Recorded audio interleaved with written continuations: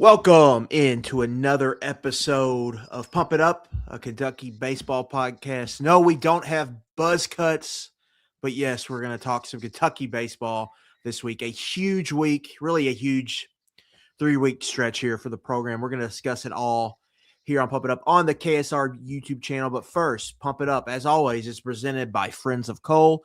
Friends of Coal is dedicated to informing and educating Kentucky citizens about the coal industry and its vital role in the state's future. We provide a united voice for an industry that has been and remains a critical economic contributor to Kentucky. By working together, we can provide good jobs and benefits for future generations. Coal is resilient, reliable, and affordable. Friends of Coal is a volunteer organization. All are invited to be a part of our organization, which consists of proud Kentuckians as well as residents from beyond our borders. Head to friendsofcoalkentucky.org to learn more. And as always, Adam Luckett, Derek Terry here, and we're back to talk some Kentucky baseball. Derek, there's a lot to get into, a lot to unpack, a lot of, we're going to have to get our Joe Lenardi on here from a bracket perspective. But overall, tough week for Kentucky baseball. Feels like just yesterday I was at Jim Patterson Stadium for 18 hours, seeing them kind of grind through that one. And then South Carolina, the series was kind of a little bit more of the same.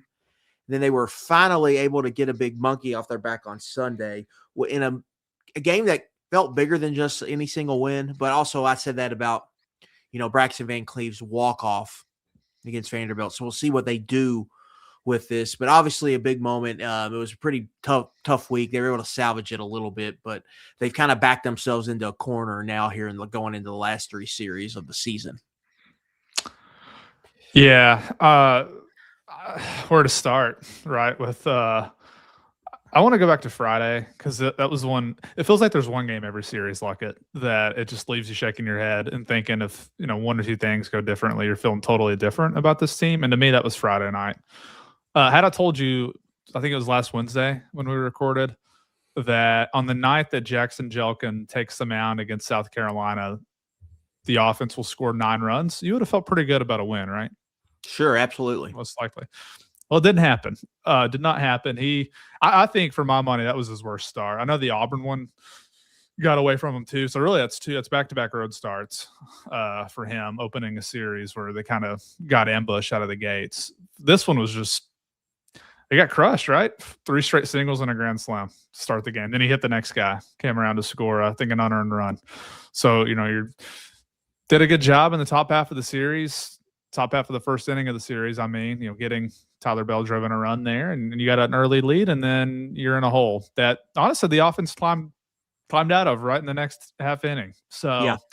Disappointing that that was one that they could not rally and get. Had a chance there in the 9th to extend the game or take the lead and go on. And Saturday was the bullpen game. They've not had much luck in these bullpen games. That was, I don't want to say it was a non-competitive game. It was just compared to the other two. It was the one that South Carolina kind of handled a little bit easier. And then you brought up Sunday. They finally won a Sunday game. It was the first time since the Alabama series. It was over a month since they'd won a game on a Sunday. And this was really one that they had to have. Felt like they maybe had some baby steps, I would say, in that. I don't want to make it a bigger deal than what it was, but they really needed to find a way to win, got a lead, gave up a lead, trailed, and then found a way late in the game with some big contributions from some young guys, which I'm sure we'll talk about some point tonight. But to salvage one, it still helped the math, at least when it comes to trying to get to those 13 wins. That would make you feel pretty good about a bid. But overall, as we sit and look at this, I think what's pretty disappointing for this team is when you look at the SEC standings, there are 3 teams that have fewer wins than them, and Kentucky went 3-6 against that group. So as you look to these next 3 weekends where they're going to be playing better teams than what they faced so far, I feel like you can't help but wonder if that's, when we look back here in a few weeks, is this what did them in, that stretch right there where you really weren't able to capitalize against the teams that, really at the time, the LSU series, and I know they were scuffling at the time, but you would have thought, at least I would have thought, I'll speak for myself, I thought they'd dig out of a hole. They haven't. That's not – they're not going to LSU. Yeah. No, they're not a good team. They're just not this season. It didn't work out for them. Missouri's 1-14 outside of Yeah. the UK series. So that's the one at home where you were really kind of at full strength, right? I mean, for the most part, I don't think Jenkins played that series, but like you had your normal pitching rotation. It was the last series that Hudson Brown played in before his illness. So like that's the one, but that's the big picture take. We got it out of the way right here early that you would have liked to have seen them get at least one of those series as the way it turned out with the schedule, which, didn't seem to be all that tough compared to some years anyway. Yeah, the Missouri series, we'll get to that a little bit, but that's probably the biggest stain on the resume right now. Oh yeah. They left 88 runners on base that weekend. It felt like, at least to me. I do want to rewind it back to Louisville. The Louisville game was just kind of one of those midweeks. Became a home run, a run parade. Louisville just had a little more ammo in the tank. They're a better offensive lineup, in my opinion. So that they were able to split a midweek, I thought that was for them, for Kentucky. I thought that was like you would have signed up for that. I think, Yeah. Even going into the first Louisville game, so that was fine. The South Carolina series, again, you get a bad Jelkin start, but you still have your chance to win that game. And that they weren't able to do it was pretty frustrating. But again, it felt like the pitching was letting them down. Saturday, just the game got off on the wrong foot, and it kind of snowballed on them. They were never really in that game, it felt like to me, on Saturday. And then Sunday, I thought you saw some resiliency and really some fight and some grit from the entire team, really. I think you got a good start from Connor Madison, who now has given you some life in a spot in the weekend rotation where you really needed some life. So that's interesting, I think, heading into these last 3 weeks. And then offensively, just kind of piecing it together. And then I think you've got to tip your cap. Like, we've hammered this bullpen, but when Kentucky surged ahead after really Jackson Susie came in and walked in the 2 runs, they really just hammer meet nail and did what you wanted them to do, what you've been kind of waiting for them to do in kind of a big SEC spot. So can they build off that at all is really the big question. And I'll leave that series really, all right, this is really the last chance. But also some other guys are emerging. Like back to Saturday, we talked about Tristan Hunter last week when we were going through kind of the advanced pitching metrics in league play. All right, it's time to give him a shot. Got good K numbers. We'll see. The walk rate's high. He pitches on Saturday in a big spot. Doesn't go too well for him. I believe he gives up 3 in an inning.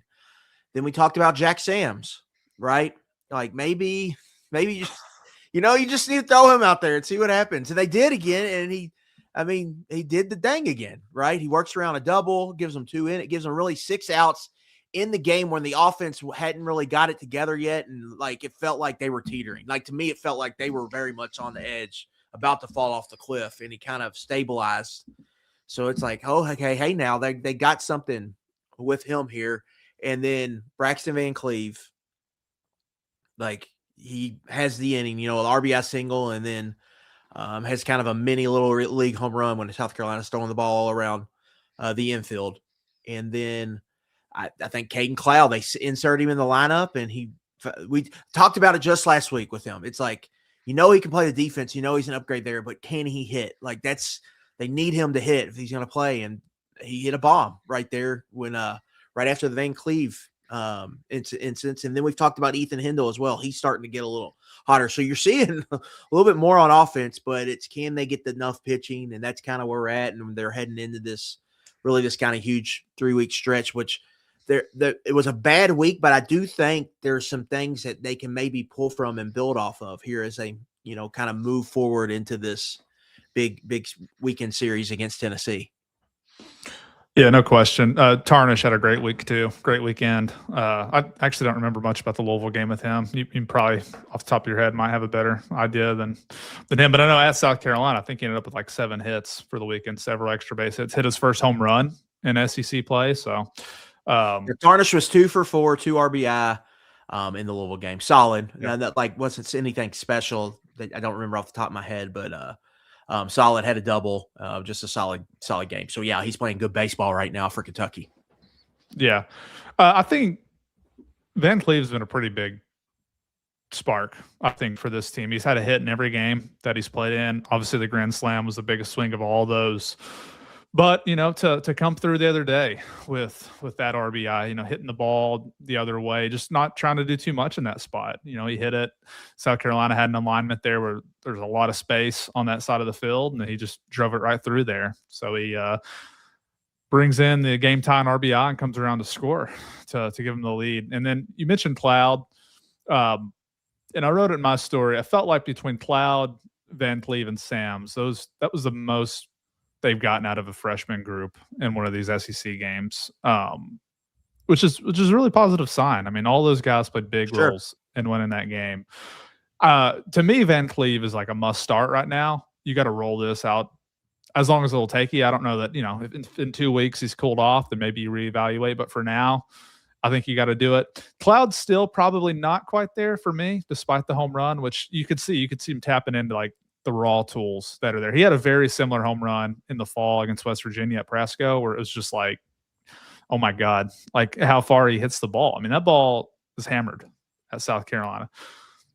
He's still hitting under 100 for his whole SEC slate, but he's another one. I mean, why not?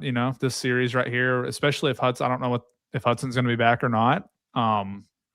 I thought, not to bounce around too much, but I thought it was a pretty interesting defensive alignment the other day. They finally had Schwartz over at first, Cloud at third. Sounded like Marcy was hurt. I didn't even realize that until day of, I guess. And I know Cerny had played some first as well, but playing Schwartz over there and having Cloud in the lineup, it was an interesting look. And Cloud came through with a clutch home run late to help add some insurance there for the guys. So just a really interesting weekend. We can go back to Connor Madison. He's the one that they've needed this. They've needed a guy who could get them at least 4 or 5 innings, especially there in those getaway games that they're playing, since he's throwing the last game of the series.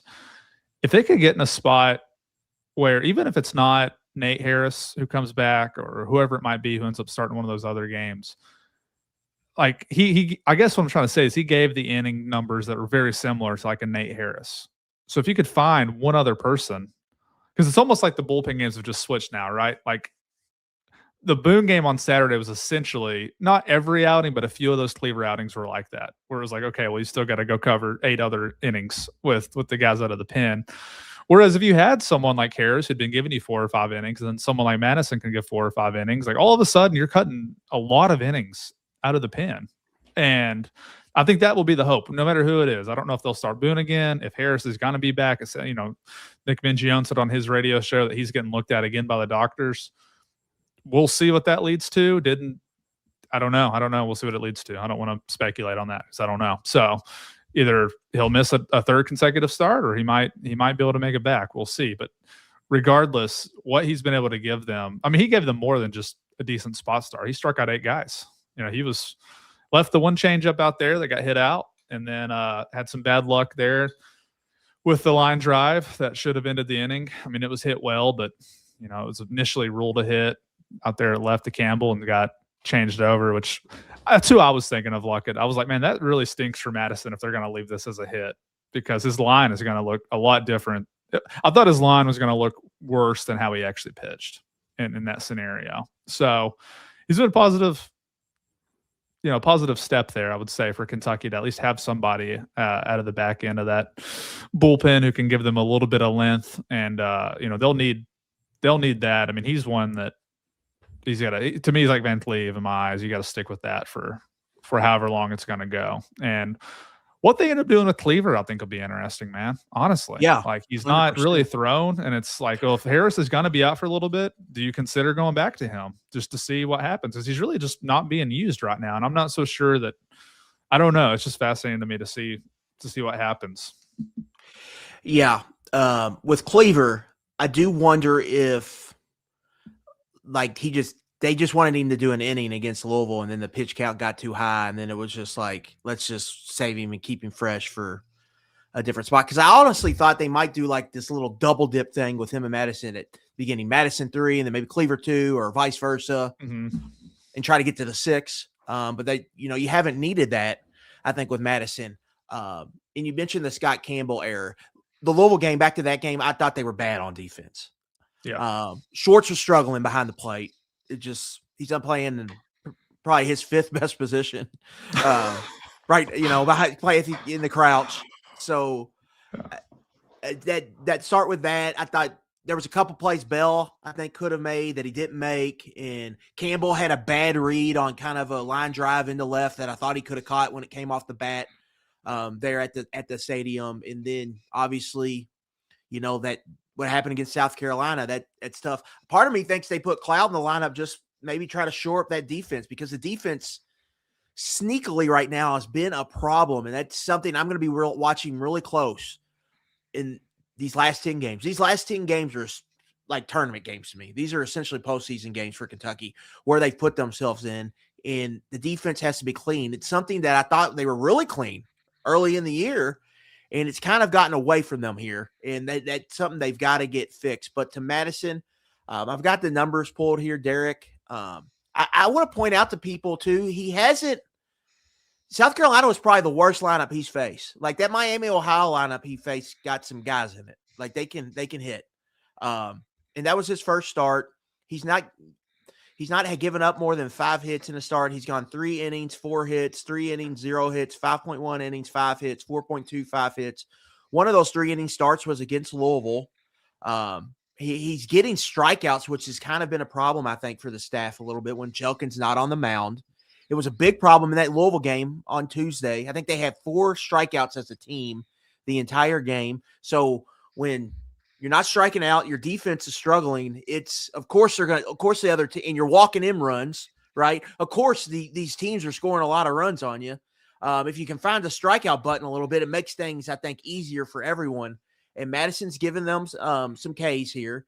And I think he's gotten better with each start, honestly. I think he's looked a little bit better with each start. And he's given them 4 to 5 innings, and I think that's a huge development. It makes it easier on the bullpen. Now, if they can just get Harris back, they might have a little something here, but we are with another Kentucky team. We're playing the injury game right now. Mm-hmm. Well, Madison looks comfortable too, I think, in that role. He was a swing guy in his time at Grand Canyon. I mean, this is a kid who obviously the highlight of his college career was throwing a no-hitter at Grand Canyon against Sacramento State back his freshman year. But this is a role he should be comfortable with. And he's someone that I couldn't really foresee him at this point being moved out of the rotation unless he really, really struggles. And I mean, there's only 3 starts left essentially in the regular season. With where he is in the rotation, he wouldn't throw early in an SEC tournament anyway. If they were to make a run, you might have to see him again. You make a good point about the defense. I want to go back because I think I didn't intend for it to sound this way, but with Oliver Boone starting, where I said he didn't get out of an inning, a big reason he did not get out of that first inning was because of an error. Ball at third base. He should have been out with the double play. And I don't know if it took a little bit of a funky hop on Hindle over there, but it wasn't really a clean gather to begin the play. Threw it to second. I guess Lawrence was the one who got charged with the throwing error as it went up the line a little bit, but it wasn't. I think Lawrence was maybe having to rush it a little bit more just because of, again, it could have been the hop. It just wasn't very smooth, I guess I would say, over at third to start the whole thing. And that led to a couple runs scoring there to begin the game for South Carolina, and put Kentucky kind of on its heels early. I had the box scores pulled up earlier. Boone probably had a little bit higher pitch count than you would have liked, but I didn't. If you're going to stick with somebody like that, I mean, it was kind of out of nowhere. You weren't really any signs that they were going to be making this move to go to Oliver to start the bullpen game on Saturday. But I mean, it's probably as good of an option as any. And a few of the other just pitching notes, I thought this was a really big outing from Jack Bennett. I felt like he'd been scuffling a little bit last few weeks, and he was fantastic against South Carolina. As a team, they had a lot of strikeouts on Sunday. The pitching staff really kind of dipped in and sat down that lineup, the way you'd want to see it. And Jack came in a situation where it got a little dicey. It seemed like they're in the 8th, where South Carolina might have a chance to rally right back, and he got a huge strikeout. Great pitch, great changeup, front door. Yeah. Got the guy to sit down, and then it was really an easy 9th, and they got out of there. And, I don't want to say they had any momentum necessarily just with how the weekend went, but it really kind of was a feel-good win in some ways. Like, just to be able to come back on the road get a win. It helps the math situation of trying to get to the NCAA tournament. Like if you stripped everything away, the opponents that are coming up and just things that have happened so far, and you just think purely about needing to find 4 wins over 3 series, that was a big deal to get that win on Sunday because everything just gets so much harder. That's the margins you're talking about, how slim they get when you're. And again, I'm using 13 wins. It's kind of like the barometer that I would imagine with an SEC resume, where their RPI would be if they were able to get to 13 wins, they would probably get in again. It helps the math so much being able to find a way to win that because just the vibes of coming off of a sweep at South Carolina would have been tough. And now you at least feel like you've maybe found some things on Sunday that you can lean into, and you got to expect Jelkin to be better than what he just was this last game. Has he really had a bad outing at home? Citadel in Missouri would be the 2 worst. I think Missouri gave up 4, but he went 8 or something. But Citadel would have been his worst after that. So, yeah, you want to see him bounce back. I'm glad you brought up that 13 wins, Mark, because I do want to transition into just kind of the bracket. Now, Derek, like, is this 13 wins thing? Is this like the ironclad stat we hear in the basketball tournament? No national title winner has lost in the Friday of the conference or not made it to the semifinals of the conference tournament. Is it like that ironclad, or like how much of a guarantee is it if you get to that mark? Because I'm looking at Kentucky's schedule and it's like this is not like would be a typical SEC schedule. I think they're going to get helped here at the back end because they've got a lot of games that I think Arkansas and Florida are probably going to end up quad 1. I think Tennessee's going to be right on the line.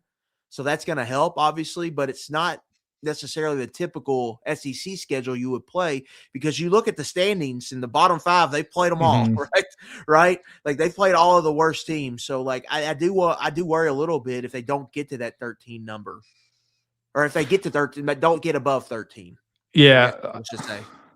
I think they'll feel good about it. Just as part of this will determine kind of what's the combination here at the end because you mentioned.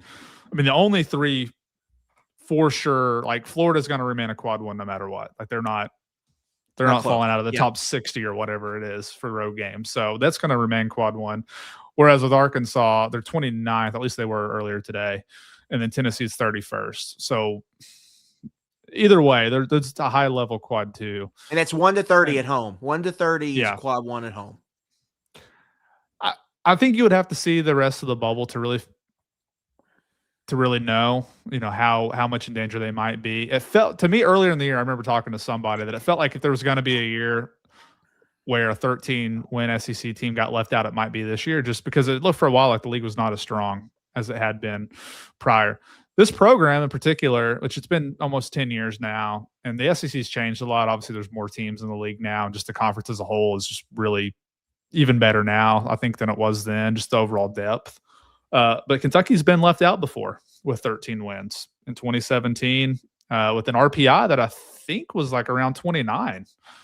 So I wouldn't say it's an absolute guarantee that if Kentucky finishes 13 and 17 in the SEC that they'll be in, but like that was the mark they hit last year, and they weren't even among the first 4 in or last 4 in, excuse me. So I would feel pretty good about it. I think if they're able to get there, it would surprise me. There would have to be probably some bid stealers there at the end, and maybe the bubble's a little stronger than I was thinking. That team that got left out, do you remember what was the number one reason they got left out? Was it bid stealers? Was it just was it the 1 in a 20-year case where the bubble was actually strong? Because every year I hear about how weak every bubble is. It depends on who you talk to. I think the SEC, it's been, like I said, almost 10 years, so I might be not remembering this 100% correctly.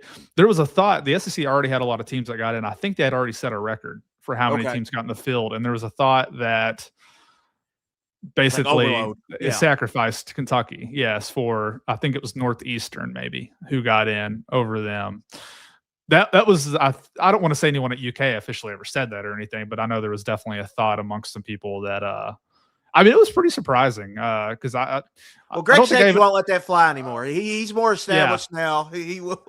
Yeah, I believe it was Ray Tanner at the time who was the committee chair, former South Carolina coach and former AD down there. I can remember not even having a pre-write for them missing the tournament. I do remember that and being like, oh my God, like this was a pretty big surprise that they didn't get in.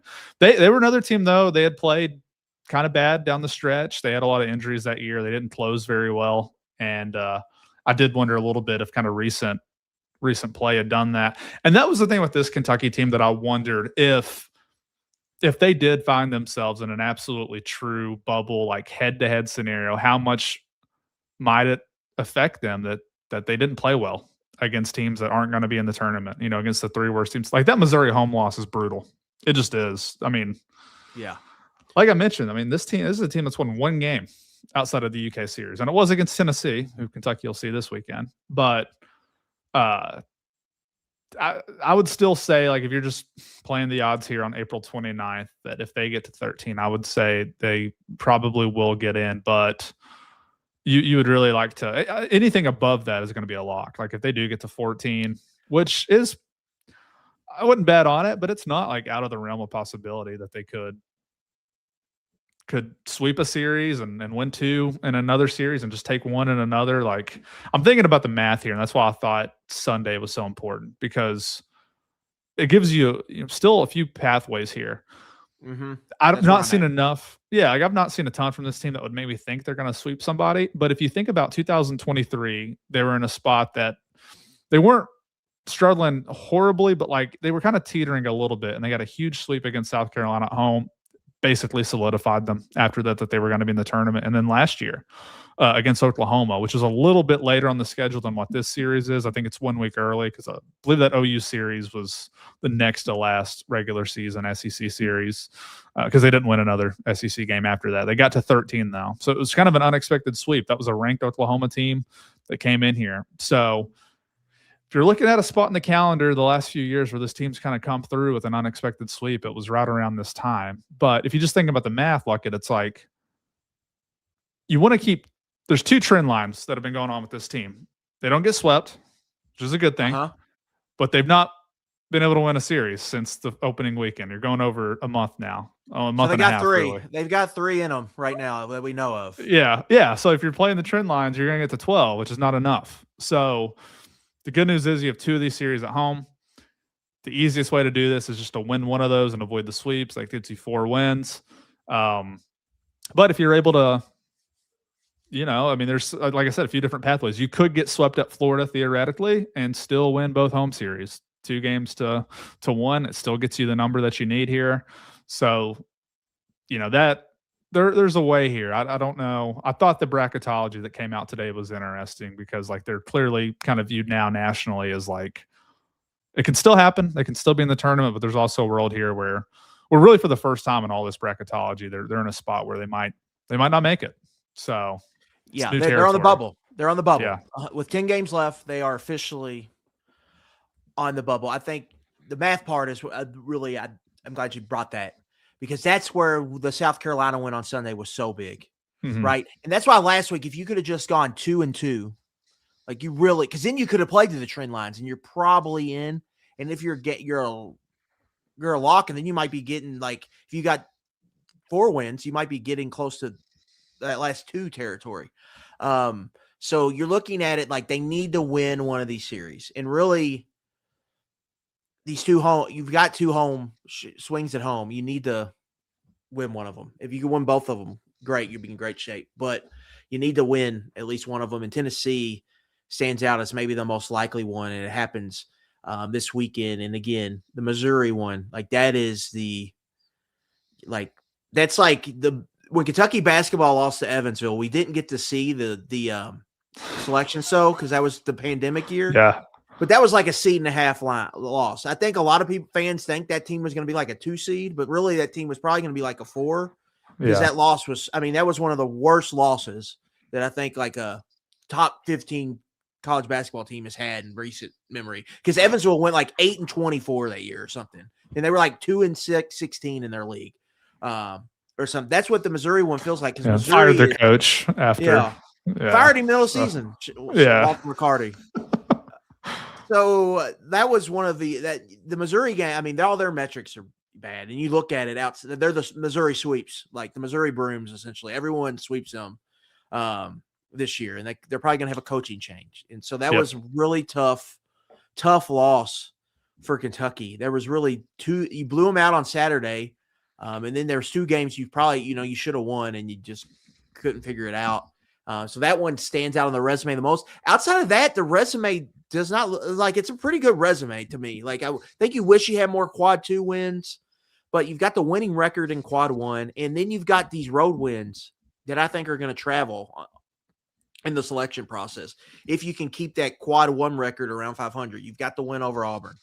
Auburn's going to be a national host. You got the win over Ole Miss. Ole Miss is probably going to be national host.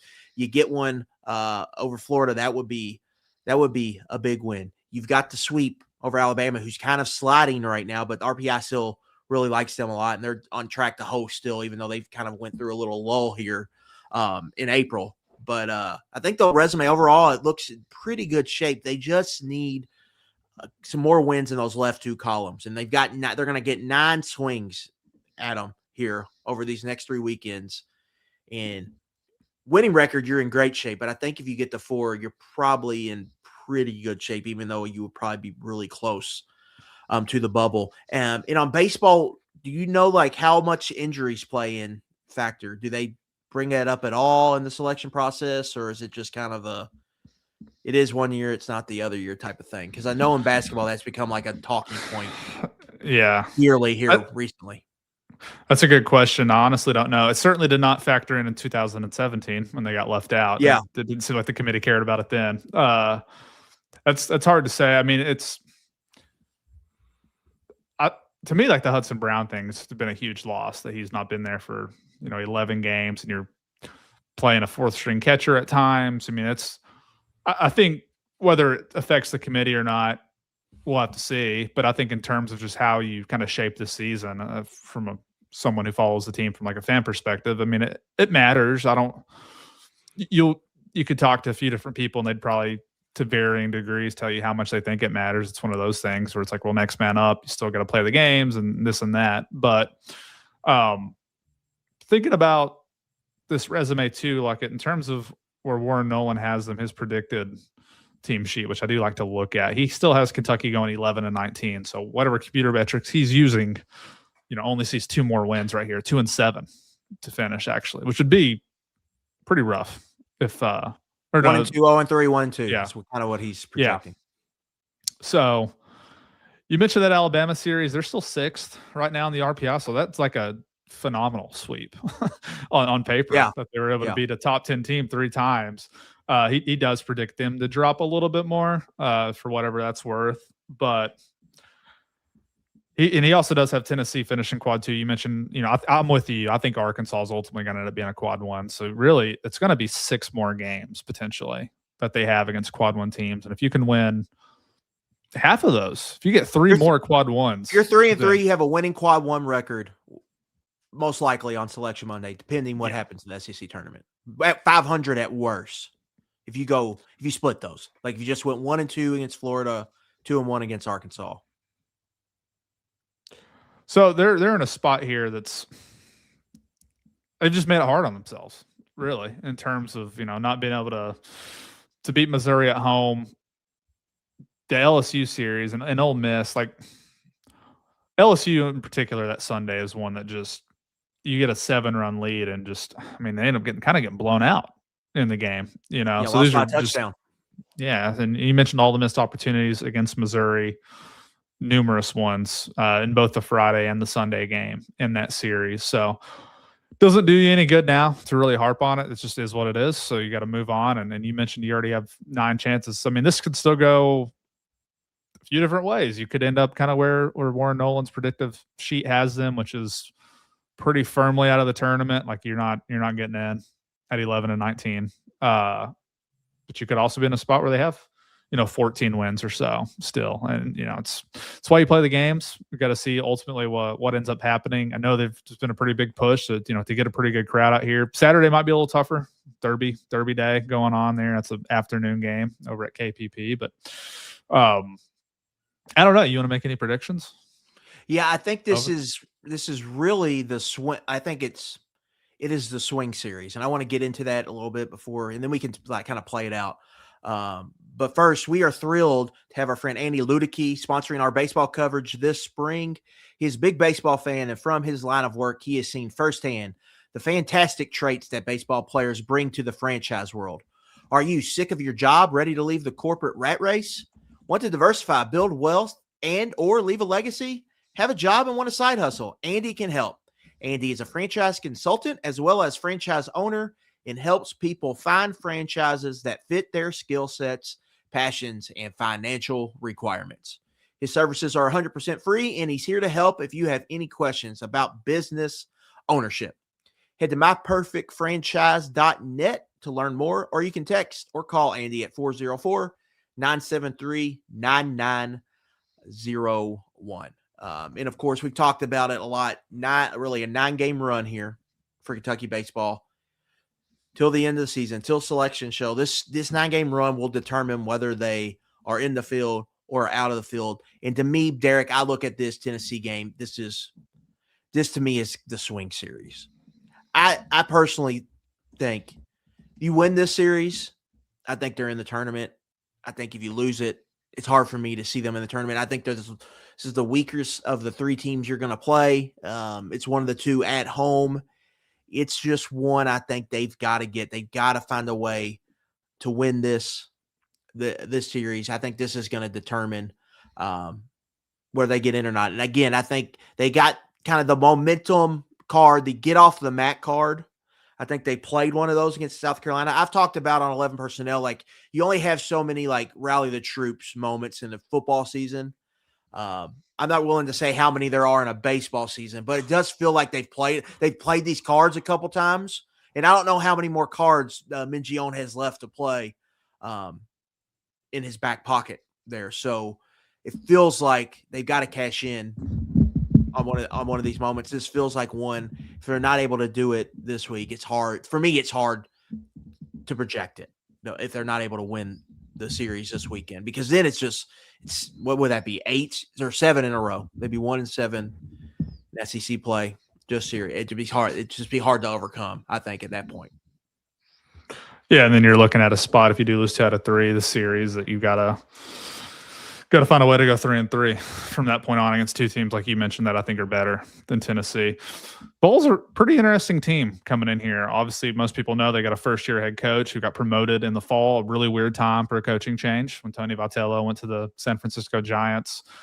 Playing better as of late. They got off to a slow start. They had a really I don't mean to laugh, but they had a really rough series loss at Vanderbilt. Just a crazy walk-off in one of those games. I believe Vanderbilt had a walk-off grand slam, I want to say, to beat them by 1 on the road. They're coming off. They also beat Alabama. It was a big series win for them. They had a doubleheader last Friday, excuse me. Played 2 on Friday. It was a Thursday through Saturday series originally. Got bumped up because of the weather. And the weekend before that, They lost the series at home to Ole Miss. So they're coming off back-to-back home series. This is the first road series they've had. It'll be at about 3 weeks for them. But the last time they went on the road, they swept Mississippi State, which really, they were trending pretty poorly as well. Like I don't know necessarily if they were in the same bucket as LSU, but that was kind of the thought. Like these are 2 teams that are very talented that are underwhelming to this point in the season. But they kind of flipped it there, and they've played some pretty good baseball since. So it'll be interesting to see kind of where they are coming in. This has been a series for Kentucky under Mingione against what you would consider to be better Tennessee teams that they've had some success in. They had a really surprising series win against Tennessee in 2022. I want to say that was maybe the first really, really good team that Vitello had. I believe that team went on. It might have been the best team they had within the SEC. Didn't they have a year where they only lost 3 games, I think, in the league? It might have been that year where Kentucky beat them. And then last year, they went on the road, lost the first game. Kentucky did, and then found a way to win the next 2. They got a great outing out of Nick McKay on Saturday, and then won the rubber match pretty easily against the Vols in that game. So I've had some success in this series under Mingione in recent years. The one time they did lose was 2024, which that was the national championship team for Tennessee. 2 teams in a heavyweight fight, throwing haymakers on the weekend too. Yeah, it was a great series. Kentucky took the first game, and then Tennessee got them the next 2. So obviously, a much different scenario versus 2 years ago as we come into this one. But I'm with you. It's hard to see them I feel like in my mind, just from having covered it for so many years, there's certain series that I feel good about historically, which really probably shouldn't matter at all, but in my mind it does. Like Mm-hmm. at Florida is not, even though I believe the last time they went down there, they did win that series. It was the 2024 team, which was the best team in school history against the Florida team that also made it to Omaha. So it's a big year, 2024, all the way around. But just thinking about that series, even though this is not like a vintage great Florida team, I still just think it's, for whatever reason, I just feel like it's hard to go down there and play. And against Arkansas, Arkansas, I mean, I felt like they were going to be one of the best teams in the country this year coming in on paper. When I was doing some preseason stuff, it was like Texas or Arkansas. It's like who you're kind of picking between, depending on who you like more, is who you'd probably pick to win the SEC. And they've just not been that, but still a really talented team. You got to think They're playing better ball here last few weeks too. yeah, they are as well. So I mean, they also got a sweep the same weekend that Tennessee did against Mississippi State. I'm forgetting who they swept off the top of my head, but they were coming off of it was two teams that were trending in the right direction, I would say, at that point. So I'm with you. You need Jelkin to set the tone on Friday, bounce back. He's been really reliable for the most part all year, and we'll see what happens Saturday. Can you get a Nate Harris back? Can you get someone like Hudson back? We'll see. I mean, you'd like to be closer to full strength, and that's probably a whole other conversation in itself when it comes to Hudson. Like, how effective will he be if he does get back just from missing time? And Minjion talked about on his radio show having to gain weight back. So I mean, he's been sick, so he'll have to come back, and we'll see what that looks like and whatnot. But really, an interesting spot to be in on Friday, and I just feel like that first game is going to be so important. It's been the same case all year. Like, this is your best pitcher. The path to winning a series gets really hard for Kentucky if they cannot win the game that Jelkin pitches. And do you know? I know Tegan Coons is having this huge year. Do you know if he pitches on Friday or Saturday for them? I do not. Probably look at the probables though. Let's hear. This is great podcasting, but that's my big concern. Like, when does he pitch? He pitched 424, so that was Friday. 418, that was Saturday. So it looks like he's their Saturday pitcher, Derek. I'm thinking they had the Thursday, Friday, Saturday series last weekend. So obviously their ace is going Saturday. Yeah, their ace is going Saturday. He'll be the Derby Day pitcher. So you get Jelkin not against their ace. That feels like one you just have to win, right? Like, if they don't win the Jelkin one, it's hard to envision them going back to back, because Coons has kind of been, I think, one of the best pitchers in the SEC this year. So you really need that. You need a bounce back performance from Jelkin. That Friday night one feels like one you really have to win, and then see what you can do Saturday, and then Sunday try to put yourself in the best position possible. So huge series. This is the first time they're playing a Tennessee team without Vitello, I believe, since 2017 at Kentucky Brown Park. So you're talking about almost a decade for the first time he won't be in the visitor dugout. Really, first time Minjion hasn't, managed against a non-Vitello team at Tennessee in a long time. So that's interesting. I think that's something, at least something, because we haven't seen them a full year with Elander yet. So big game. For Tennessee, it's a big game because they can get quad one and they can strengthen their resume. For Kentucky. Mm-hmm. You're trying to get on the right side of that bubble, and I think this is the swing. This is a swing. It feels like the ultimate swing series. It's that way because Kentucky has just kind of 1-2 it really to this point, and now they're in a spot where they got to go and win a series just to get them back on the right side, and that's kind of where we're at. It also kind of shows you when you get down here to the crunch time, just, I don't know if value is the right word, but just avoiding sweeps really does kind of take you a long way. It helps you kind of stay in the hunt, even when you're going through tough times, because this is a team that has not had a great SEC slate by any means, but we're still talking about the NCAA tournament firmly being on the table. And if they get 2 wins this weekend, they're going to be right back in the bracketology stuff. Right now, they're the first 4 out. A big swing, too. I don't know if you had any kind of graphic for this, but just D1. I was surprised last week when D1 still had them on the 2 line. They were the 32nd overall pick, and it just seemed high with where they were at that point. And then it was almost like a an overcorrection maybe to this week where they're on the first 4 outs. I mean, they went straight from a 2 to not even in the field. So Baseball America had been a little bit lower going in. They're out at both those places, but still among the first 4 out. So if they were able to take 2 wins this weekend, they're going to be right back in the projections. I can already tell you if we come on here next week, if they've won 2 out of 3, I will be firmly thinking they're going to get in because the trend lines like we talked about. Yeah, you got to think they're going to find a way to win 2 more games. So the one thing I will say about the slide we saw at D1 baseball, like doing that is hard work, but Kentucky's got a weird resume. Yeah.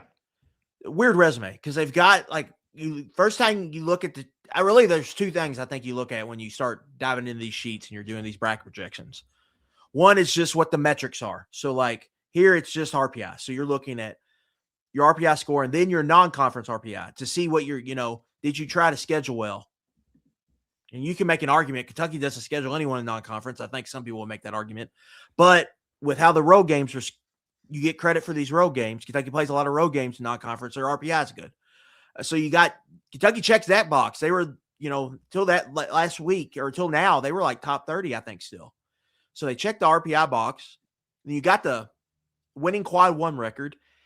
And it's against like a bunch of top 15 teams, really. You look at Auburn, you look at Bama, you look at Ole Miss. All those teams have been in the top 15 in the RPI really all season long. So you have that going for you. But then at the same time, you've got losing record in quad 2, but not a ton of quad 2 games. It's not like they've played a lot of quad 2 games. It's small sample size. And then you've got just the really, I don't think the loss to Evansville hurts them, which is now a quad 3 loss.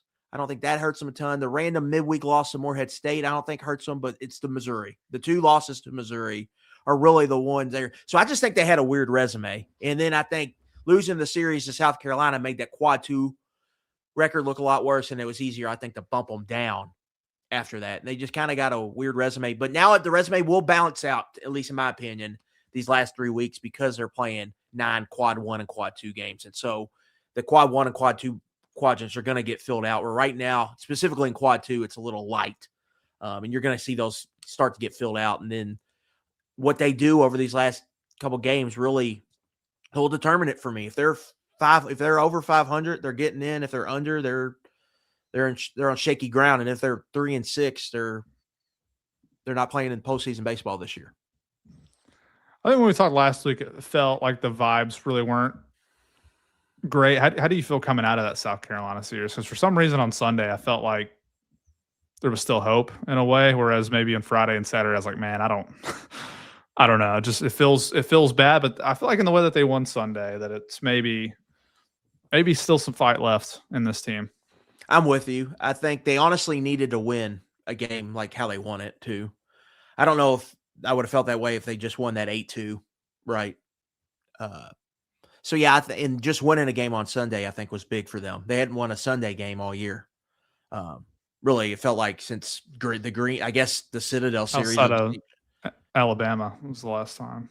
Yeah, they won. They haven't won a row away from home since Greensboro. Oh my goodness! Right, I think that's right because they lost to Evansville. Evansville was a doubleheader. They lost the second of the doubleheader, so they hadn't won a game 3 away from home since, I believe that's right. We got the internet. We can look it up here. So forever right now. They were riding a slump there. So just getting that, I think getting Van Cleve going is a big deal. And I just think they needed a moment like that. And they got to, and it happened in a game where it's 2 games in a row where Madison's really giving you a chance on Sunday to win these games. So you feel better about it. And you saw some resiliency, and I thought some fight, some getting up off the mat after a tough 3 losses that week. So we'll see. I mean, again, I thought they had that the Vandy series when Van Cleve hit that home run, the grand slam. I thought, all right, this is what they needed. They needed like a dramatic win like this to maybe get them going. And the next day, Jack Bennett's pulled in the second inning from a start. Then your bullpen implodes the Sunday. So we'll see. I mean, we'll see after that. But they do feel like they're due for just a weekend of things to go their way. Feels like things have kind of not gone their way here for a few weekends. It feels like they're due. we'll see if that plays out. Yeah, I mean, this will be, if you've not been out to see the team play this year, I mean, I'd say this will be the best crowds they've had. It's going to be May. There's really nothing else. I mean, Derby Saturday, but otherwise, like nothing else really UK on the calendar. And it's not like Tennessee brings tons of fans necessarily. They did in 24. Like, it was a really good, I mean, it set the attendance record that first Friday back in 24. So you got to think there'll be a pretty good contingent of Tennessee fans. It should be a great atmosphere out there for Friday. And we'll see with Saturday with the Derby. But then Sunday, I mean, if Kentucky's been in a spot there where they can either take the series or maybe have already won the series and can go for a sweep, then I think it'll be a pretty lively crowd out there for what I expect will be Connor Madison's third consecutive start. And we'll see how he does against a lineup that's, pretty potent, can hit the ball out of the park pretty well. It's pretty much a staple, all those Tennessee teams. So it's been his issue, keeping the ball in the yard. And, you want to see Jelkin bounce back, and Saturday it's a dice roll. Who knows what's going to happen on Saturday? So you mentioned it. You don't like it on paper if you're talking about, Tennessee on Friday he's a Rutgers transfer. His last name's Mack. So like he's a good pitcher, but I think Jelkin's probably just as good. Whereas Saturday, I don't want to say you're going in conceding it, but you already know that's the one that's going to be the hardest to win. Fighting uphill. Yeah. So it'd be a big spot for Madison most likely on Sunday to but be in a spot. If you can get Harris back, they have done this before where they've won these games with Harris against some really good pitchers. Marciano at Auburn stands out the biggest to me. So we'll see. We'll see what they can do. We'll be here to cover it all. And before we get out of here, Derek, they're taking it on the chin as we speak right now. Yeah. But the Reds, it's Ellie this is fun stuff from Big 44 out there. It's the summer of Ellie. It is. This is Ellie and Sal. I mean, it's tough to see Suarez go down. You always worry about those obliques, especially somebody his age. Power hitter like that too. So, I mean, but no, the good things, Ellie. I know he's had some paces like this in the past. This feels more. This different. This is different. Yeah, he's hit both sides of the plate. He's hitting the ball extremely well. The power numbers are there. I don't know why I've not been on Fangraphs to see his projections for the year, but I mean he's been incredible. Sal, I was out a little bit earlier on my drive home. Thrall, there was some stat about between Sal and Ellie, just the number of RBIs they combined for, which was I think 54 for guys who are under 25 years old. Very short list. So like you're seeing if you're a Reds fan, like you're kind of seeing some historic feats for two guys their age. It's been really fun. Like you mentioned, I'm going to say it. Rockies aren't that bad. I felt it coming into the series. They're playing spicy. Better. Yeah, they've been spicy. playing better. Like they're not going to make the playoffs. I'm not going to like hype them up too much, but this is not like the 119 loss type team that they have been the last few years. I got some pretty good players in that lineup. And the bad thing is I've gotten to the point where I feel like they don't ever win these day games like they're going to have tomorrow in a series finale. And you got Abbott on the mound who's been struggling. Like, as much as I'm just kind of talking around the Rockies not being a horrible team, you still don't want to lose the series at home to the Rockies. So it'll be a big rubber match tomorrow at 12:40. I'm out on Brandon Williamson, by the way. Just come down to your neck of the woods down there in Louisville. Let him work on some things before he comes back. He needs about 50, 60 AAA innings, I feel like. Yeah. Which is a great story that he was able to come back off his injury, and then they went with a 6-man rotation. Like, get to go to Minnesota, got to go home. He pitched really well, I thought. He's had a couple of games have been really good, but the control is just not there where it needs to be. So yeah, I'm ready to see what they do there. But overall, I think you have to be like really pleased with how the year's going and what they're getting from their big dogs. And then the bullpen's been great. And then I think the pitching's been good. It hasn't really been, it's never going to be as good as you expect with no Green. And then Abbott's not what he was. But other than that, I think like Burns and Louder have been good. Singer's kind of Singer. Hopefully they can get Lodolo back soon and see what they can do. But they're just well-rounded. I really do feel like they're a well-rounded baseball team. And like, that's why